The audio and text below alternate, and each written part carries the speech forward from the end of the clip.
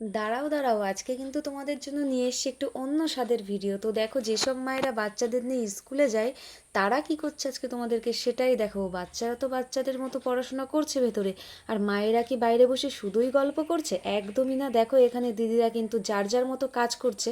একজন দিদি কিন্তু হেম সেলাই করছে ব্লাউজের, আর এখানে দেখো একটা দিদি কিন্তু এদেরকে সবাইকে একটা ডিজাইন তুলে দিয়েছে আসনের, এবং সবাই মিলে সেটাই করছে। গল্পও হচ্ছে, কাজও হচ্ছে, তার সাথে খাওয়া দাওয়া হয় না সেটা কিন্তু না, খাওয়া দাওয়াও হয়।